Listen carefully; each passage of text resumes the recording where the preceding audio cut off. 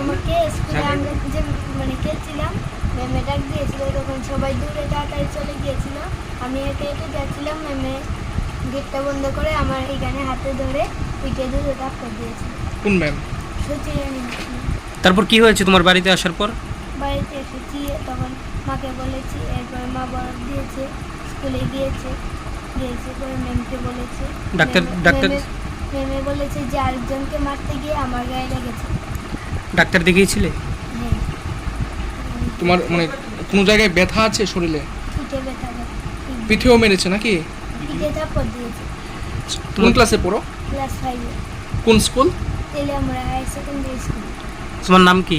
Krishnendu Acharya. Krishnendu Acharya. Ma'am যে মেরেছে ম্যামের নাম কি জানো নি? জানি। সুচিরানি সচিরানী না। নাথ। কি হয়েছে ঘটনা? আমরা তো কইতে পারি না, স্কুলে দিয়ে এসেছি সকালবেলা। তারপরে হেয়ার ছুটি হয়েছে, পরে বাড়িতে এসে আয়া কান্দতে গেছে, মা তুমি যে ম্যাম ভালো, দেখো আমার আজকে দৌড়ে কীভাবে দুইটা তাপ করতেছে, আমি তো শ্বাস পাইতে কষ্ট, বুকে ব্যথা পাইতেছি। তারপরে আমি হেরে নিয়ে দৌড়ে গেলাম স্কুলে। আর এদিক দিয়ে দুইটা শিশুরে বাড়িতে পাঠাইছে, যে কইতেছে তাই না এই শিশুটিরা যে দাদু যদি কৃষ্ণেন্দু কালকে স্কুল যায়, ম্যামে ক্লাস করতো না।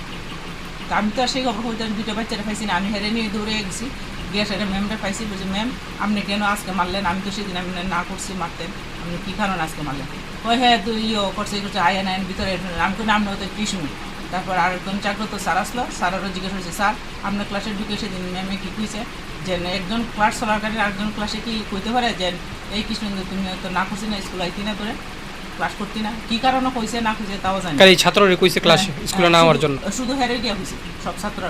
আগেও কি মারছে এরকম ভাবে? আগে আরেকদিন বেদে মারছিল, তখনও কৃষ্ণেন্দু কিছু হয়েছে না। আমি বাড়িতে যাবো, পাশে বাড়িতে বরফ নিয়েছে, আমি বরফ টরফ দিয়ে রাস্তার যে দিন খুঁজছি। কে মারছে? এই তাই নিয়ে সুচিরানি নাতে মারছে পরে আমি তাই নিয়ে পাইয়া খুঁজছি দিউনি। আর হেরে মাইরে না, আর যদি দুষ্টেমি করে আমার বলবেন, দেখেন আমি অসুস্থ, আমি পারতেছি না আইতে সবসময়, আমি আপনার লোকের দেখা করবো হয়তো আপনার বাড়িতে বা স্কুলে, কিন্তু হেরে কিছু ও মা তার 2 দিন পরে তাই নিয়ে এইভাবে মারল। কি কারণে মূলত মারার কি কারণ? বুঝতে পারি না এখন, তাই নিয়ে জানি কইতে পারবো। কোন ক্লাসে পড়েছে? ক্লাস 5 এ। ক্লাস 5 পড়ে।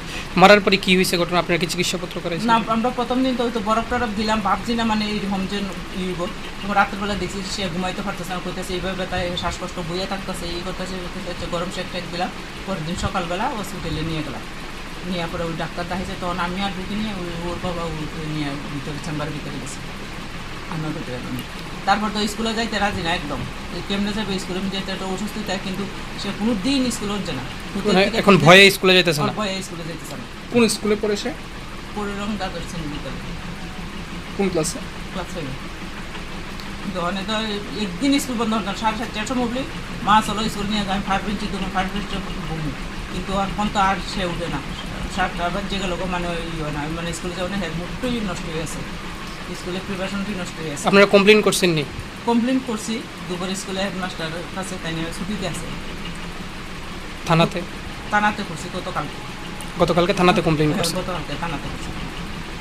তারা কইছে আগে চিকিৎসা করে, তা মোট চিকিৎসা করাইয়া তারপর আবার একটা রিপোর্ট দিতে আইয়া তুলে নিয়ে জমা দিতে। আপনারা কি এখন আইনের আশ্রয় নেবেন ওই শিক্ষিকার বিরুদ্ধে? হ্যাঁ, না আসলে আজকে আইয়া গেছে ম্যাডাম থানা থেকে, ম্যাডামরা আইয়া গেছে, 2জন ম্যাডাম আর 2জন।